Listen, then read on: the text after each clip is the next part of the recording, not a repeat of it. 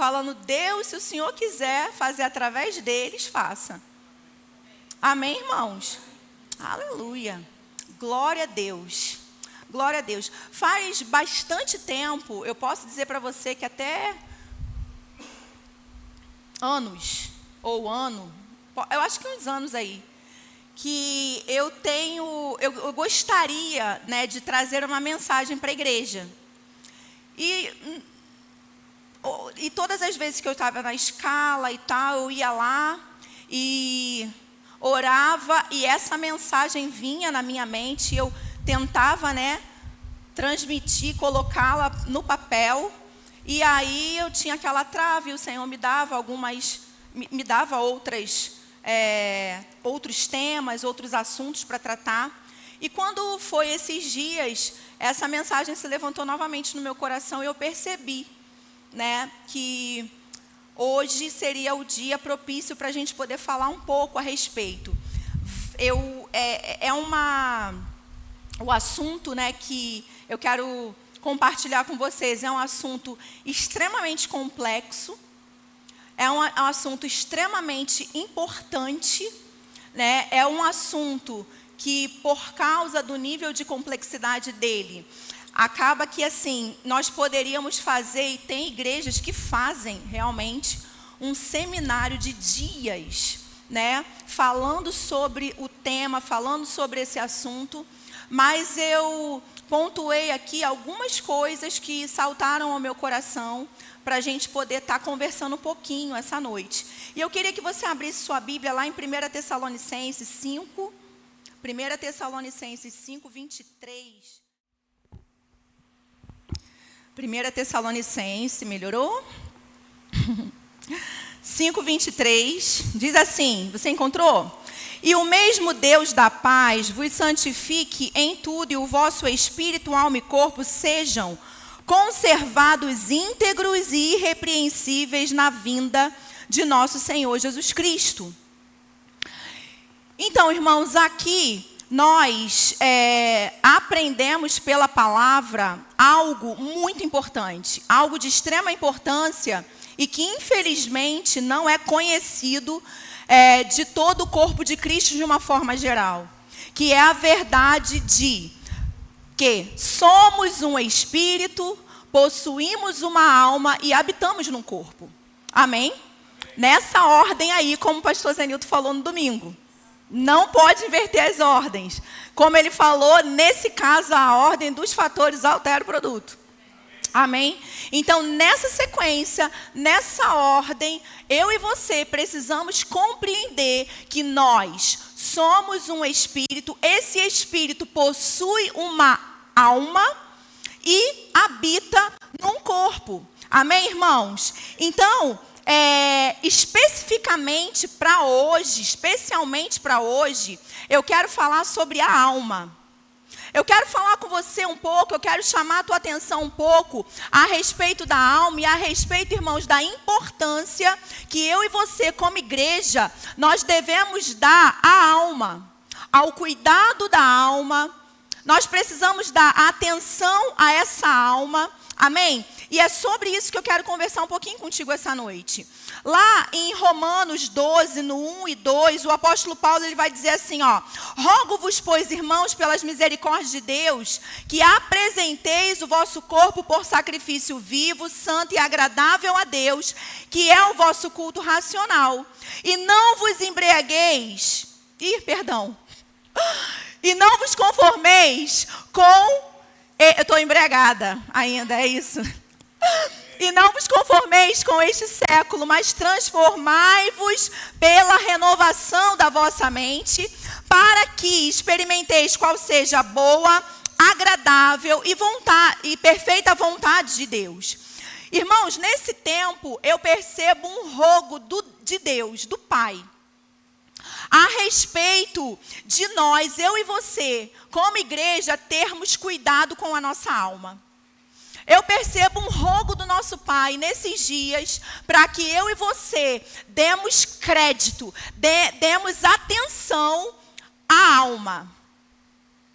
Amém, irmãos? E a principal maneira que eu e você vamos cuidar da alma é pela renovação da mente. É através da renovação da mente. Essa é a principal maneira, mas ela não é a única maneira. Amém? Não é a única maneira. E existe uma outra forma de nós também expressarmos esse cuidado. De que forma? Não ignorando a importância da alma e buscando entender como essa alma funciona. Amém? Como ela funciona. Então, eu e você, minha e sua responsabilidade, compreendermos, buscar compreensão de como a minha alma funciona.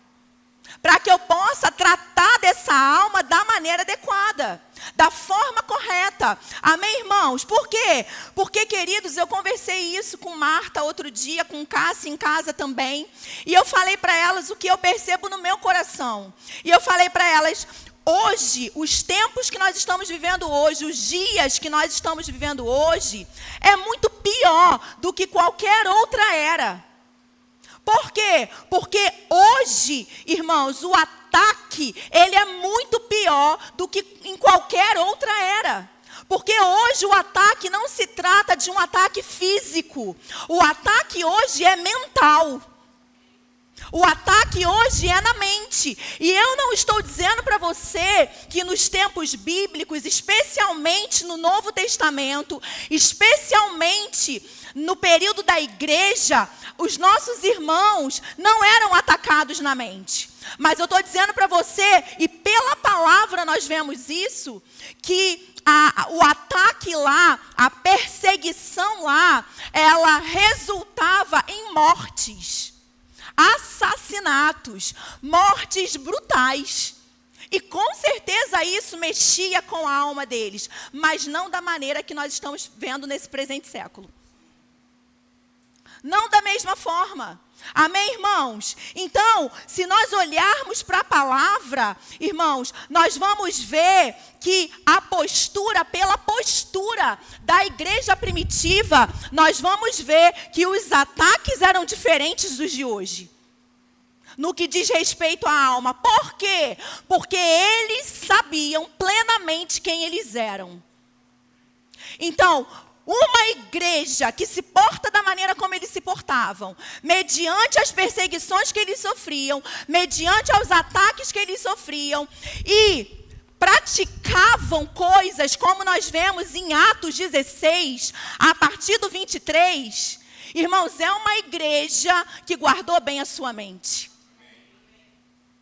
É uma igreja que sabia plenamente, tinha plena convicção de quem ela era. Em Atos 16 vai narrar o quê? Quando Paulo e Silas, após ter expulsado aquele espírito de adivinhação daquela menina que dava lucro para muita gente na cidade onde eles estavam, eles foram presos. Amém? Eles foram presos. Antes de serem presos, eles foram açoitados. Eles apanharam demais. E aí, a partir do 23, Atos 16, 23, diz assim: E depois de lhes darem muitos açoites, os lançaram no cárcere, ordenando ao carcereiro que os guardasse com toda segurança. Este, recebendo tal ordem, levou-os para o cárcere interior e lhes prendeu os pés no tronco. Agora você olha só, irmãos, a gente conhece bem isso aqui. Olha o que diz no 25. Por volta da meia-noite, Paulo e Silas oravam e cantavam louvores a Deus. E os demais companheiros de prisão escutavam. De repente, sobreveio tamanho terremoto que sacudiu os alicerces da prisão. Abriram-se-lhe todas as portas e soltaram-se as cadeias de todos. Essa aqui é a postura de uma igreja que guarda sua mente. Essa aqui é a postura de uma igreja que, a despeito de qualquer coisa que passe, não deixe, irmãos, as suas emoções dominá-la. Então, nós olhamos para cá e nós vemos que, irmãos, eles eram as pessoas mais livres dentro daquela cadeia. Como prisioneiros, eles eram os mais livres. E como eu ouvi há anos atrás, prenderam as mãos deles, né? Lá, os pés e mãos no tronco lá, mas só esqueceram de, fechar a boca deles. Amém, irmãos? Que é a principal arma do cristão. A tua boca.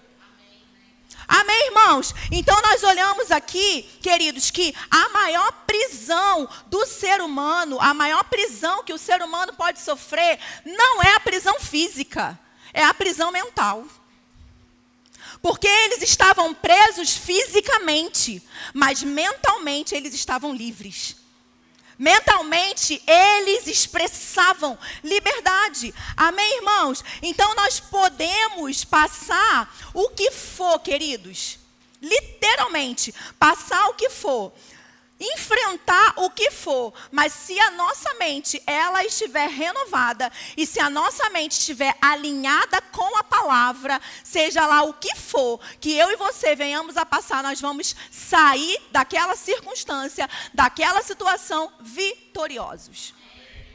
Amém? Agora eu quero que você preste muita atenção. Sair vitorioso não significa que você não vai precisar ter um combate. Amém? Por quê? Porque se existe uma posição de vitória, amém, irmãos, e um risco de derrota, significa que existe então um combate nesse meio aí. Amém? Eu posso sair tanto vitorioso ou eu posso sair derrotado. Então, se eu tenho essas duas opções, é porque existe um combate no meio disso aí. E eu quero que você abra sua Bíblia comigo em 1 Timóteo. 1 Timóteo 6, amém? 1 Timóteo 6, lá no 11, a Bíblia vai dizer assim: Tu, porém, ó homem de Deus, foge dessas coisas. Se você for olhar anteriormente, Paulo está advertindo a Timóteo a fugir de falsos mestres, de falsos obreiros, de falsos tudo, que conduziam pessoas a andar fora da vontade de Deus, fora da palavra de Deus. Então ele fala: Tu, porém, ó homem de Deus, foge dessas coisas. Antes, segue a justiça, a piedade, a fé, o amor, a constância, a mansidão. E no 12 ele vai falar: combate o bom combate da fé. Você pode repetir comigo? O bom combate da fé? O bom combate da fé. Amém, irmãos? Combate o bom combate da fé. Toma posse da vida eterna, para a qual também foste chamado e de que fizeste a boa confissão perante muitas testemunhas. Então, eu acho incrível que a Bíblia vai falar que o combate da fé é um bom combate. E por que, irmãos, que é um bom combate? Porque eu e você saímos vitoriosos no final. Vitoriosos no final. Amém? O bom combate da fé. Agora eu quero que você abra sua Bíblia em Efésios, por favor. Efésios. Amém. Efésios 6. Aleluia, aleluia. Efésios 6. E aqui em Efésios 6 nós vemos como que é esse bom combate da fé. O bom combate da fé, irmãos, não se trata de nós irmos no terreno do inimigo e tomar tudo que ele me roubou. Amém? Isso não é o bom combate da fé. Isso é ignorância. No sentido de falta de entendimento. Porque eu não preciso ir no terreno do inimigo, pegar nada lá que ele me roubou. Por quê? Porque alguém já fez isso por mim. Amém? Alguém já fez isso por mim. Alguém esmagou a cabeça da serpente. Alguém me deu toda a autoridade no céu e na terra. Amém? Alguém, irmãos, fez isso por mim. E alguém me devolveu tudo aquilo que um dia foi tomado. Então, o bom combate da fé não se trata de eu ir em terreno nenhum, combater com demônio nenhum. Mas o bom combate da fé é o combate, de nós você e eu e você, permanecermos firmes. E esse firme, irmãos, não é fincado num lugar, mas é firme na fé, na palavra, no que diz respeito à sua mente, à sua alma. A minha mente, a minha alma. Amém? Então, aqui em Efésios, a Bíblia vai dizer, a partir 6:10, a partir do 10... Quanto ao mais, sede fortalecidos no Senhor e na força do seu poder. Revesti-vos de toda a armadura de Deus para poder, diz, ficar firmes contra as ciladas do diabo. Porque a nossa luta não é contra o sangue e a carne, e sim contra principados e potestades, contra as forças, contra os dominadores desse mundo tenebroso, contra as forças espirituais da maldade nas regiões celestiais. Portanto, tomai toda a armadura de Deus, para que possais, resistir no dia mau, e depois de terdes vencido tudo, permanecer inabalável. Alguns anos atrás, o Senhor falou comigo assim, volta aí, Michela, depois de terdes vencido tudo, o que diz? Aí eu falei para ele, permanecer inabalável. Ele volta e volta e volta. E eu fiquei voltando várias e várias vezes.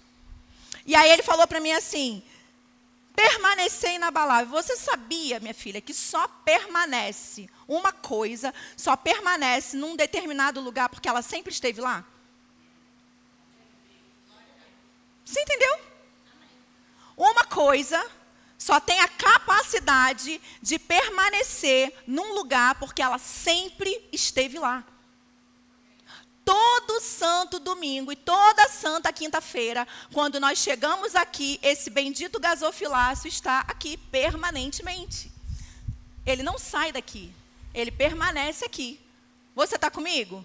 O que a Bíblia está dizendo? Que eu e você somos inabaláveis. E ele está só dizendo, permaneça da maneira que você sempre foi. Permaneça da maneira que você é. Que maneira é essa? Inabalável. Mas tudo isso... diz respeito à mente, irmãos. Amém? E ele fala, e depois de ter desvencido tudo, perceba, a Bíblia não está nem aí para o que é esse tudo. A Bíblia não está nem aí para o que é que você passou. O apóstolo Paulo aqui, ele não está nem aí para o grau da dificuldade. Aqui não tá, o que está sendo levado em conta aqui não é o grau da dificuldade, não é o que você passou, ou está passando, ou deixa de passar. O que está sendo levado em conta aqui é o seguinte, olha só, você é inabalável, então assuma a sua posição, tome teno, assuma a sua posição, tenha postura, vença o que seja lá o que for, e permaneça no mesmo estado que você sempre esteve, que você sempre foi. Você está vendo? Aí ele diz, estáis, pois, firmes, cingindo-vos com a verdade, vestindo-vos da couraça da justiça, calçai os pés com a preparação do evangelho da paz, embraçando sempre o escudo da fé, com o qual podereis apagar todos os dardos inflamados do maligno. Tomai também o capacete da salvação e a espada do Espírito, que é a palavra de Deus, com toda oração e súplica, orando em todo tempo no Espírito, e para isso vigiando com toda a perseverança e súplica por todos os santos e também por mim, para que me seja dada no abrir da minha boca a palavra para, com intrepidez, fazer conhecido o mistério do Evangelho, pelo qual sou embaixador em cadeias, para que em Cristo eu seja ousado para falar como me cumpre fazê-lo. Então aqui, irmãos, eu não vou me deter aqui em cada pedacinho da armadura, isso fica para um outro dia. Mas deixa eu te dizer, isso aqui que nós acabamos de ler, esse texto poderoso que nós acabamos de ler, ele vai traduzir para mim e para você o que é o bom combate da fé. Qual a natureza do bom combate da fé, que é um combate de posicionamento. E para isso, eu e você temos uma armadura. Nós não estamos sozinhos, nós temos muitas coisas para estar nos acompanhando dentro desse processo. Você está comigo? Então, Eu quero entrar aqui para a gente entender um pouco sobre a alma, mas antes, deixa eu dizer uma coisa para você, irmãos. Nós, igreja desses dias, nós vamos precisar ter mais cuidado com a nossa alma. Amém?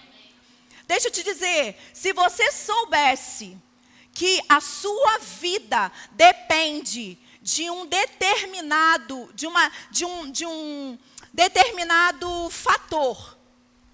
Se você soubesse que a sua vida depende de um determinado, vou botar medicamento, tá? Você não faria de tudo para ter acesso a ele? Você não iria lá ler a bula para poder você saber bem direitinho como funciona? Se você soubesse que a sua vida depende de algo, irmãos, eu acho que o sensato seria eu e você estarmos muito unidos àquele algo. Não perdermos aquele algo de vista. Você está comigo? Então, deixa eu te falar uma coisa. Nesses dias, independente se sobre você existe uma unção de mestre ou não, de pastor ou não, de ou não. Amém? Independente disso, irmãos, você precisa se tornar um especialista da alma. Você precisa buscar livros, materiais. Você precisa saber como a sua alma funciona de có e salteado. Você precisa saber disso. Você precisa se tornar um perito nisso, independente da sua idade, independente da unção ministerial que você carrega, independente do cargo que você ocupa na igreja, da função que você tem na igreja. A igreja de Jesus desses dias não vai conseguir suportar o que está vindo pela frente se ela não for especialista na alma. Não vai. Escuta o que eu estou te falando. E corre, irmãos, para poder você se especializar. Amém, queridos? Então aqui, voltando lá. Projeta aí, por favor. 1 Tessalonicenses 5:23. Vamos entender um pouco aqui sobre a alma. O mesmo Deus da paz vos santifique em tudo e o vosso espírito, alma e corpo sejam conservados íntegros e irrepreensíveis na vinda do nosso Senhor. Preste atenção, irmãos. Nós vamos ver que a Bíblia, ela nos orienta a cuidar das nossas 3 dimensões. O homem é um ser trino. O homem possui 3 dimensões. Eu sou um espírito, possuo uma alma e habito num corpo. Eu não posso cuidar somente do meu espírito e somente do meu corpo. Eu preciso cuidar também da minha alma, da minha mente. Eu não posso, irmãos, ter uma dieta desequilibrada dentro disso aqui. Por quê? Porque a Bíblia está me orientando a cuidar das minhas 3 dimensões. E ela não faz distinção. Ela não diz para você cuidar de uma dimensão mais do que a outra. Não, não. Ela coloca as 3 dimensões, embora sejam distintas. Ela coloca as 3 dimensões na mesma categoria de importância que eu e você devemos ter cuidado. E durante muitos anos a igreja falhou nisso.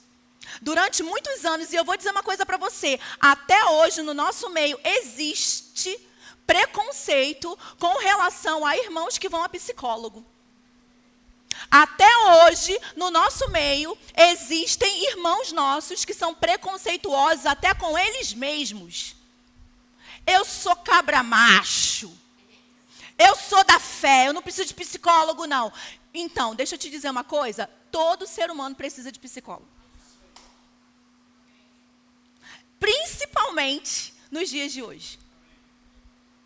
Você está entendendo, irmãos? E isso não significa que você é doido, que você é isso, que você é aquilo. Sabe por quê? Porque é isso mesmo que o cão quer que você pense. É isso mesmo que o diabo quer que a igreja pense. E que a igreja negligencie. Deixa eu te falar. Inclusive, o profissional de psicologia, ele não vai tratar pessoas apenas em situações onde a pessoa está doente mentalmente, com as suas emoções abaladas. Ele pode, inclusive, ensinar aquele que está são, entender, compreender a alma. Você tá me entendendo? E aí, irmãos, a Bíblia vai nos orientar a cuidar das 3 dimensões. A alma aqui, mencionado aqui em 1 Tessalonicenses 5:23, é um termo hebraico que significa, olha só o que a alma significa. E eu tirei esse termo e várias outras coisas que eu vou ainda ler com você desse livro aqui, ó. O Cuidado da Alma Segundo Deus, da Jane Clécia Oliveira. Ela é uma psicóloga, foi colega da Cássia lá na Escola de Missões ano passado. O livro está R$20. Se você, da primeira vez, quando ele chegou, você não adquiriu, eu pedi para o nosso pastor colocar ali em cima, R$20, irmãos. E você pode incluir, eu dei de presente esse livro aqui, para algumas pessoas. Você pode, inclusive, pegar, adquirir, presentear pessoas. Amém? Então, conceito que eu tirei do livro da Jane aqui, ó. A alma, ela é o quê? Uma centelha divina no homem, com atributos eternos. É onde se desenvolve a psique e as emoções. Ou seja, irmãos, a alma, ela é divina. A alma, ela é divina. A alma, ela veio do próprio Deus, quando ele soprou no homem o fôlego de vida. Amém, queridos? Então, ali quando Deus sopra no homem o fôlego de vida, ele não soprou apenas o espírito, ele soprou o espírito e a alma também. Porque esse espírito possui uma alma, possui uma mente. Amém, irmãos? Então, a alma, ela é divina. E ela nos foi dada por Deus. E embora elas estejam muito conectadas e muito unidas, né, alma e espírito, não são a mesma coisa. E nós vemos isso onde? Hebreus 4:12. Hebreus 4:12, ele fala o quê? Porque a palavra de Deus é viva e eficaz e mais cortante do que qualquer espada de 2 gumes e penetra até o ponto de dividir o quê? Alma e espírito. O que diz para nós que alma e espírito não são a mesma coisa, embora estejam muito unidas. Você está me entendendo? E somente, grava isso que eu vou dizer para você, apenas, somente a palavra de Deus tem esse poder de dividir alma e espírito. Nada mais tem, nada mais tem. Somente a palavra. Amém? Então ele fala de dividir alma e espírito juntas e medula e é apta para discernir os pensamentos e os propósitos do coração. Então, irmãos, primeira coisa que eu quero dizer para você, a alma, ela veio de Deus. Se ela veio de Deus, ela não é o seu problema. Amém? Por quê? Porque tem muitos lugares que estão demonizando a alma. É como se a alma fosse um defeito de fábrica. Ih, Deus esqueceu. Me mandou com alma. É um defeito. Não, irmãos, não é um defeito. A alma, ela é divina. Ela veio do próprio Deus. Amém? E ela não é o seu problema. Agora, ela se torna um problema quando ela não é renovada pela palavra. Quando essa alma ela não é renovada pela palavra, ela se torna um problema. Quando ela não é posta, irmãos, em sujeição por meio da palavra, ela se torna um problema. Olha só, Davi, na antiga aliança, lá no Salmo 42:5, ele fala assim: por que estás abatida, ó minha alma? E ele continua dizendo: por que te perturbas dentro de mim? E aí ele dá uma ordem para a alma dele. Davi falava com a alma dele, e você tem que falar com a sua. Você tem que mandar ela calar a boca. Você tem que mandar ela se aquietar. Você tem que mandar ela esperar. Amém, irmãos? Ele fala, espera em Deus. Sabe por quê? Porque no que depender de mim, eu ainda vou ficar aqui louvando. Olha a consciência desse homem, gente. Espera em Deus, pois ainda o louvarei. A Ele, meu auxílio e meu Deus. O que é isso, irmãos? Somos eu e você, nesse tempo, o sangue dando na canela e você mandando sua alma calar a boca, ficar quieta e você fazer o que tem que ser feito. Ah, mas eu não estou com vontade. Irmãos, deixa eu dizer uma coisa para você. A maioria das vezes nós não fazemos aquilo que nós temos vontade de fazer. Bem-vindo ao mundo adulto. Amém? Porque até lá fora, no mundo adulto, as pessoas não fazem o que quer. Que dirá aqui? No mundo de pessoas nascidas de novo. Eu não oro quando eu quero, porque eu quero. Não leio a Bíblia quando eu quero e porque eu quero. Não morro de amores por leitura. Não, irmãos, eu entendo que eu preciso ler. E leio. Simples assim. Eu não dou na cara de todo mundo que eu tenho vontade. E olha que eu tenho vontade de dar na cara de um monte de gente. Mas não dou. Assim como provavelmente um monte de gente tem vontade de dar na minha. Você está entendendo? Mas eu não saio por aí dando voadora, né, dando na cara de todo mundo que eu tenho vontade. Por quê? Porque eu não ando segundo as minhas emoções. Eu não ando segundo os meus sentimentos. Amém, irmãos? Por quê? Porque eu preciso falar com a minha alma. Eu preciso colocar ela em sujeição. Um homem na antiga aliança, eu não estou desmerecendo ele. Pelo contrário. Não encontrei ninguém como Davi nos meus dias aí, não. Intenso do jeito que ele era, principalmente na adoração. Ainda não vi. Então eu não estou desmerecendo ele, mas eu estou dizendo, irmãos, que aquele homem, ele tinha tanto amor por Deus, pela presença de Deus, que ele implorava para poder estar ali na presença de Deus. Você está me entendendo? Eu vou abrir aqui na página 20 do livro, e eu fiz de propósito, eu quero ler alguns trechinhos aqui do livro com vocês, para poder instigar você a ler esse livro aqui. Então, olha só, a alma, eu vou ler aqui para você a referência do dicionário Strong, da alma, tá? Que é a psique, do grego. Vou ler aqui o que o Strong diz desse termo, alma, lá em 1 Tessalonicenses 5:23, como nós lemos. A alma humana como sede de afeições e vontade. O eu, uma pessoa humana, um indivíduo. O respirar, o soprar, que é a raiz das palavras inglesas psique, alma, identidade distinta de uma pessoa, personalidade única, ou seja, personalidade individual, alma. A alma é o resultado direto de Deus respirar, soprar seu dom de vida em uma pessoa, tornando-a um ser dotado de alma. A alma humana, na medida em que é constituída de tal maneira que, pelo uso correto das ajudas oferecidas por Deus, pode atingir seu mais alto fim e assegurar a bem-aventurança eterna. A alma considerada um ser moral projetado para a vida eterna. A alma como uma essência que difere do corpo e não é dissolvida pela morte. E aqui tem todos os versículos de referência. Amém? A alma é dotada de uma imensidão de atributos, que são as características próprias de algo ou alguém, parte de sua singularidade ou personalidade.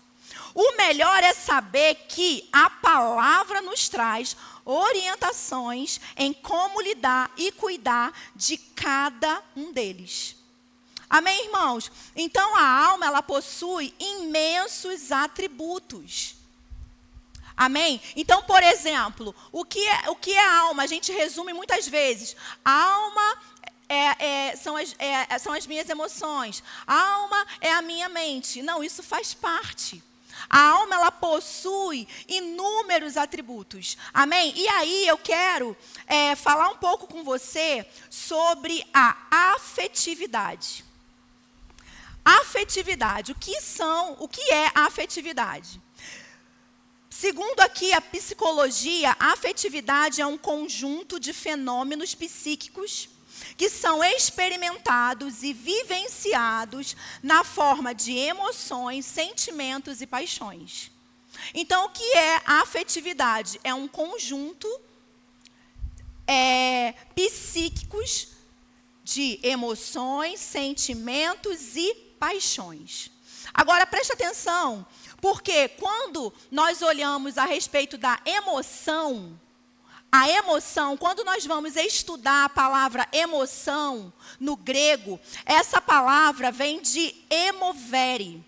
E isso aqui significa colocar em movimento. E eu quero que você preste bastante atenção no que eu vou te falar agora. Sabe o que significa? A raiz dessa palavra, emoções, trazer esse significado de colocar em movimento, significa que eu e você não podemos controlar. Controlar o que, Michela? As nossas emoções. Você não tem como controlar as suas emoções. Eu não tenho como controlar as minhas emoções. Não existe essa possibilidade. Por quê? Porque o homem, ele foi criado para ter emoções. Então, você vai sentir, você vai ter emoções e é involuntário. Quantas vezes você está no seu dia e você sente algo?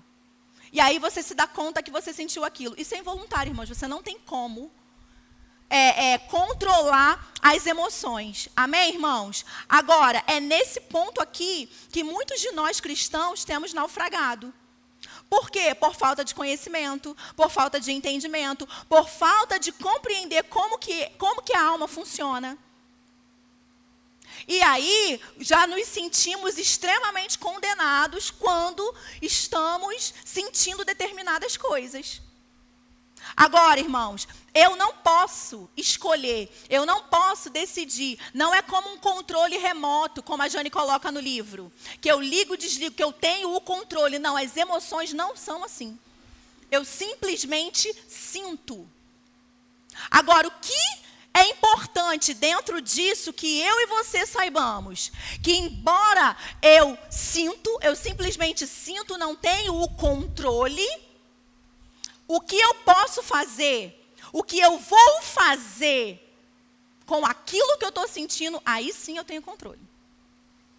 A minha ação diante do que eu estou sentindo, a minha atitude diante do que eu estou sentindo, isso eu tenho controle. Mas o sentir, não tenho. Eu vou sentir. Você está entendendo?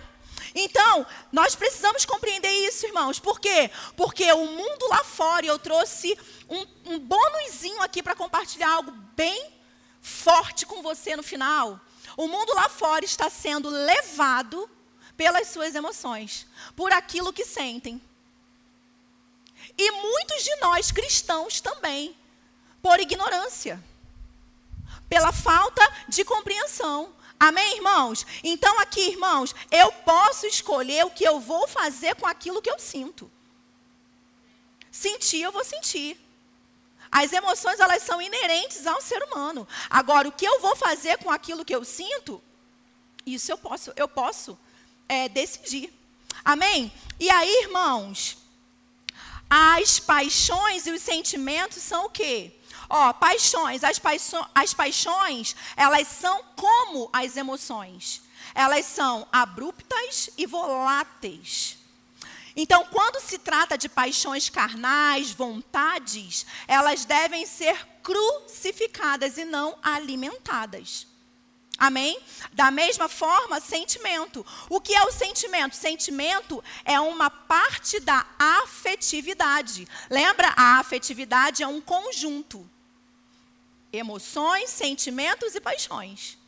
Amém? Então, o sentimento é uma parte da afetividade humana e é mais duradoura e intensa. E que, diferente das emoções, relacionam-se à interpretação que eu e você construímos das situações que nós vivemos. Olha como é que o assunto é complexo e bastante extenso. Você está comigo? Então, olha só, irmãos, a Bíblia nos ensina a termos o quê? Sentimentos louváveis, como Cristo teve. Amém? Considerar uns aos outros. É isso que a Bíblia fala para a gente poder fazer. Não é verdade? Então, aqui, quando nós olhamos para tudo isso, nós vamos ver que o que não tem sido compreendido lá fora, lá no mundo, e o que tem sido, pior ainda, difundido na sociedade, é a busca pela identidade. Quem eu sou? Amém? Isso tem sido difundido lá fora. A busca pela identidade, quem eu sou. E a partir do que eu estou sentindo, emoções, eu defino a minha identidade. E isso é a chamada revolução afetiva. Mas antes de eu falar para você um pouco mais sobre revolução afetiva, deixa eu te dizer, eu e você que nascemos de novo, já sabemos quem nós somos. Eu e você, irmãos, que nascemos de novo, já possuímos uma identidade. A minha, a sua identidade, eu poderia trazer para vocês inúmeros versículos, mas ardeu, queimou no meu coração. Gálatas 2:20. Já estou crucificado com Cristo. E vivo não mais eu, mas Cristo vive em mim. E a vida que agora vivo na carne, vivo-a na fé no Filho de Deus, o qual me amou e se entregou a si mesmo por mim. Essa daqui é a versão Almeida Revista e Corrigida. Então essa aqui é a minha, a sua identidade. Já estou crucificado com Cristo. E vivo não mais eu, mas Ele vive em mim. Irmãos, você tem noção da profundidade dessa declaração aqui? Essa declaração aqui significa que eu não tenho mais vontade. A minha vontade é dele. Simples assim. Eu não faço mais o que eu quero. Eu faço o que ele manda. Eu não ando mais segundo os meus próprios conselhos. Eu ando segundo os conselhos da palavra. É isso que essa declaração fala. Então eu quero dizer para você, você não é o que você sente. Irmãos, você não é o que você sente. Amém? E eu e você precisamos compreender isso mais do que nunca nesses dias. Você não é o que você sente. Você não é as suas emoções ou as suas afetividades. Amém. Não, nós não somos as nossas emoções. Amém? E isso precisa, irmão, ser algo que a igreja dê o máximo de crédito.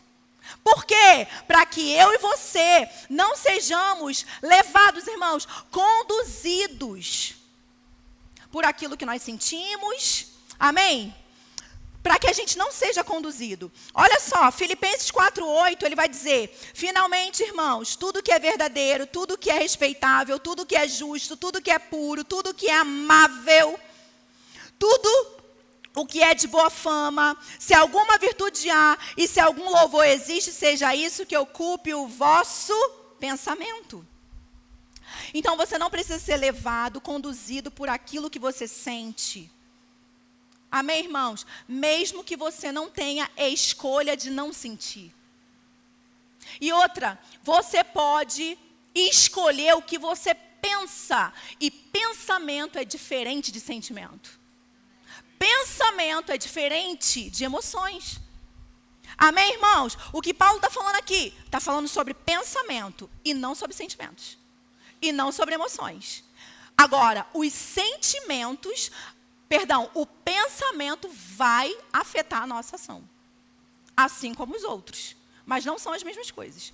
Amém, irmãos? E aí eu quero ler mais um trechinho aqui para você sobre pensamento. Diz assim: o que é pensamento? A faculdade de pensar é um dos nossos atributos importantes e afeta diretamente a nossa visão e nossa ação.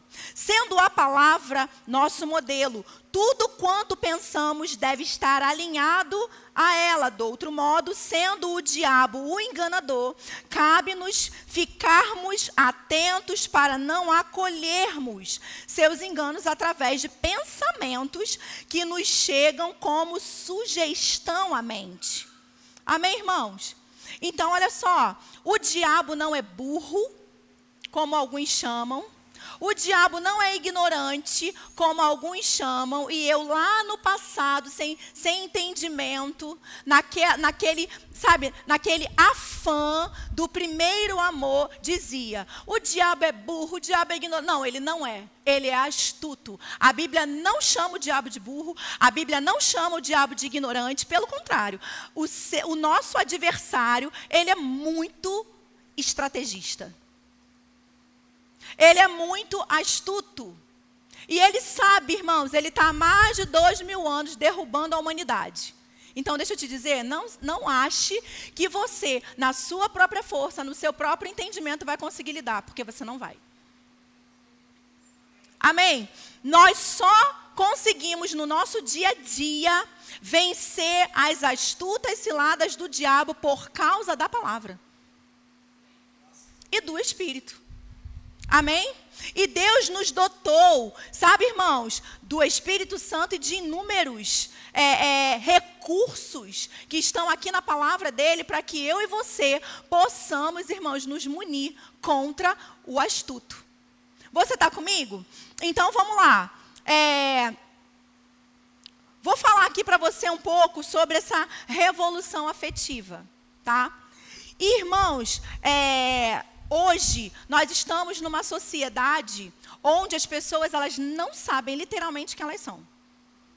Não é verdade? Elas não sabem a sua identidade. Elas não sabem quem são, o que são. E, infelizmente, isso tem entrado dentro da igreja. E nós temos visto, infelizmente, dentro da igreja, pessoas que também não sabem o que são. Infelizmente. E aí, essa busca pela identidade, quem eu sou, a partir do que eu estou sentindo, emoções, a chamada, como eu falei para você, revolução afetiva, o que é que ela prega? E isso é uma ideologia maligna. Amém? Então, o que essa revolução ela prega? Que o centro da sua identidade são os seus sentimentos. O centro de quem você é são os seus sentimentos. As suas reações emocionais e eróticas. Então, atrações efetivas e eróticas. O que é erótico, irmãos? Erótico é tudo aquilo que desperta interesse sexual. E deixa eu te dizer uma coisa, muitas coisas despertam interesse sexual. Você pode olhar algo e o interesse sexual ele ser despertado. Você pode ouvir uma música, você pode sentir um cheiro, você pode ver um filme e deixa eu te dizer, novamente, você não escolhe sentir, você simplesmente sente. Agora, o que você vai fazer com o que você está sentindo é sua decisão, é sua escolha. Você está entendendo? Então, essas reações, essas atrações, né, eróticas, elas vão fazer o quê? Vão fazer com que, dentro desse conceito aí, os sentimentos e essas atrações sexuais, elas se tornem o seu patrimônio principal. Elas se tornem o quê? A sua única forma, né, de ser feliz. É isso que está sendo pregado lá fora. E é isso que eu e você, irmãos, precisamos nos tornar especialistas. Que não venhamos a cair no engano que as pessoas lá fora estão caindo e que muitos dentro da igreja já, inclusive, já caíram. Você está entendendo? Então, dentro desse conceito, né, os sentimentos e as atrações sexuais, eles se tornam o seu patrimônio e a única forma da pessoa ser feliz é essa pessoa sendo autêntico. Agora, olha só o conceito de autenticidade que se é pregado, então. Então, para eu ser feliz, eu tenho que ser autêntico. E qual que é o conceito de autenticidade? O autêntico dentro disso, dentro dessa ideologia, é aquela pessoa que vive com intensidade cada um dos seus afetos. Que vive com intensidade cada uma das suas emoções, cada um dos seus sentimentos. Isso é ser autêntico. Amém, queridos? E aí, esses afetos, eles não só vão definir a identidade da pessoa, ou seja, quem ela é, como também eles vão se tornar os únicos canais capazes de conduzir aquela pessoa a um lugar ideal de felicidade. Amém? E aí, irmãos, nasce então um ideal entre identidade e felicidade. Então, essas atrações, essas emoções, essas afetividades, a pessoa ela canaliza tudo naquilo ali, e aí vai ter um ideal de identidade, um ideal de felicidade. Amém? E aí, o que acontece? Essas emoções aí, elas vão se tornar o quê? A coisa mais importante da vida da pessoa. A ponto de, se uma instituição ou até mesmo uma religião falar contra, questionar, amém? Ou até mesmo ameaçar, o que vai acontecer? Essa instituição ou essa religião deve se tornar marginalizada. Você está conseguindo entender como que é sério? Outro dia eu falei assim, eu tenho estudado sobre esses assuntos, e outro dia eu falei assim, olha, que grande sacada que o diabo teve. Que grande sacada. Por quê? Porque ele está desconstruindo o ser humano. Ele está desconstruindo a identidade de uma pessoa. É muito grave isso, irmãos. E aí, olha só, essa instituição, essa religião, seja ela qual for, que combater isso com base na verdade, então ela deve ser marginalizada. Por quê? Porque, afinal de contas, ela não está questionando ou ameaçando um comportamento. Ela não está questionando ou ameaçando algo que a pessoa simplesmente sente. Ela está questionando e ameaçando quem ela é. Por quê? Porque o diabo conseguiu fazer com que as pessoas se identificassem através das suas atrações. Você está me entendendo? Então, aqui, por exemplo, quando nós falamos e pregamos sobre adultério, que a Bíblia fala que é um pecado sexual. Irmão, se a gente ministrar sobre adultério na igreja, vai ser difícil da igreja entender que adultério é um comportamento que não está em linha com a palavra de Deus? Vai ser difícil da gente entender isso? Não, não vai ser. Agora, se eu for até uma pessoa que vive a prática do homossexualismo, por exemplo, e falar para ela, e pela palavra, o homossexualismo é um pecado, assim como o adultério. Agora, a diferença é que quando eu falo sobre adultério, a pessoa que está praticando adultério entende o adultério como um comportamento que está desviado da palavra. Agora, se eu vou falar com uma pessoa que vive a prática do homossexualismo, que aquilo ali é pecado, ela vai dizer, sabe o quê? Você está querendo então que eu deixe de ser quem eu sou? Olha como é que é totalmente diferente. Por quê? Porque para ela não se trata de um comportamento. Se trata de quem ela é. É a natureza dela. É a identidade dela. É isso que o mundo está sofrendo lá fora, igreja.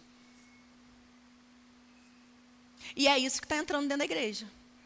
E é por isso que eu estou pregando isso para você hoje. É isso que está entrando dentro da igreja. As pessoas, elas estão definindo quem elas são através das suas afetividades, através das suas emoções, através daquilo que elas sentem. Só que eu e você, nós não somos as nossas emoções, nós não somos aquilo que nós sentimos. Amém, irmãos? Então, queridos, para a gente terminar aqui, eu quero te estimular a você buscar se tornar um especialista da alma. Amém, irmãos? Eu quero estimular você a buscar livros, a buscar materiais, para que você possa entender. Foi só a pontinha do iceberg que eu posso te dizer aqui, que a gente falou aqui. Como eu falei, é um assunto extremamente complexo. É um assunto que a igreja, né, nem todos entendem, misturam todas as coisas. Então, nós precisamos entender que o que compreende a alma, que são muitas coisas que compreendem a alma, e cada uma delas, irmãos, eu e você precisamos aprender a lidar muito bem, para que nós não sejamos enganados, engodados. Amém, queridos? Aleluia, aleluia. Então, não permita que as suas emoções, que as suas afetividades, que aquilo que você esteja passando ou sentindo, venha definir o seu comportamento. Venha definir o seu humor, venha definir a sua vida. Comece a prestar atenção em você. Até porque, deixa eu te dizer uma coisa, existe algo que o irmão Reagan ensina muito bem naquele livro A Igreja Triunfante, que é sobre a questão da opressão. O que é a opressão, irmãos? A opressão é simplesmente como se fosse, a melhor forma de te explicar é assim, é como se o seu dia tivesse maravilhoso e de repente uma nuvem negra pairasse sobre a sua cabeça. De repente você começa a sentir um peso, de repente você começa a ficar mal-humorado. Só que não tem nem motivo para você ficar mal-humorado. Não tem nem motivo para você tratar as pessoas mal, para você dar fora nos outros, para você falar de forma indevida. A pessoa te faz uma pergunta, você já vira o olho, já responde de qualquer jeito. E o que é isso? Carnalidade. Você está entendendo? Carnalidade, irmãos. Quando eu venho para a igreja e eu não me envolvo com o louvor, não me envolvo com a palavra, o que é isso? Carnalidade, irmãos. Por quê? Porque eu estou mais consciente daquilo que está fora do Espírito. Você está me entendendo? Então, esses dias eu tenho observado a mim em primeiro lugar e algumas pessoas que estão ao meu redor também. A forma de olhar, a forma de falar, a forma de responder, tanto minha quanto das pessoas que estão ao meu redor também. E eu fico olhando, pensando, e eu estou começando a ficar, ligada a respeito disso. Por quê? Porque, de repente, você acorda feliz e contente num belo dia de sol, a sua casa está tudo bem, o almoço está pronto e tal, daqui a pouco está uma confusão dentro de casa. Ninguém sabe por que está uma confusão, irmãos, carnalidade. Porque nós estamos mais conscientes daquilo que é externo do que do Espírito. Por quê, irmãos? Porque nós estamos deixa a alma me levar, a alma leva eu. Simples assim. Nós estamos pensando, respondendo, pensando, fazendo, pensando, retrucando, pensando, dirigindo, pensando, xingando os outros no trânsito. Pensando, cortando, pensando, fazendo isso, fazendo aquilo. A gente só está fazendo assim, ó. E isso, irmãos, sinceramente, me atura aí um pouquinho mais. É uma vergonha para a gente. Isso já não cabe mais para a gente. Amém? Lembra do final de semana que nós passamos, maravilhoso. Queira estar mais vezes em ambientes como aquele. Lembra do início do nosso culto, e por isso eu estou já estourando o relógio, culpa tua, culpa de vocês, estou zoando. Mas, irmãos, deixa eu te dizer, lembra disso. Queira estar mais nesse ambiente. Como a Ju, inspirada pelo Espírito, falou, quanto mais você busca, mais você mergulha, mais você encontra. Deixa de chamarem de trouxa, de otário, de besta, de bobo, do que for. Mas deixa para lá. Começa a pensar sobre isso. Deixa de ser carnal, irmão. Porque no ambiente de carnalidade, a presença santa do Todo-Poderoso, ele não vai se manifestar. Ele não vai se mover. Não adianta, irmãos, a gente... E sempre a gente vai para esses lados, né? Sempre eu acho vocês na curva. Não adianta, irmãos, a gente ficar orando aqui até ficar rouco, dizendo que os paralíticos vão levantar e a gente tudo carnal, porque não vai dar certo. A gente tratando uns aos outros de qualquer jeito. A gente em casa explodindo a qualquer momento, a qualquer hora, no trânsito, na escola da criança, seja em qualquer lugar. Não vai, a equação não fecha. Vocês me amam, irmãos? Eu também amo bastante vocês. Amém? Cuida da sua alma, irmãos. Se torne um expert, um especialista. Fala com ela. Abra a sua boca e fale com a sua alma. Não deixe a sua alma fazer o que ela bem entende com você. Sabe por quê? Prometo que é a última coisa que eu vou falar e vou já passar. Porque quem fica exposto é você mesmo. Quem fica exposta sou eu mesma. Porque o crente espiritual identifica de longe o carnal. Ou aquele que está andando segundo a carne naquele dia. Tu não identifica? Eu também identifico. E aí, no final das contas, quem fica exposto somos nós mesmos. Tu quer ver um termômetro de quando você está carnal? Quando as pessoas ao seu redor calam a boca, só você fica falando sozinho.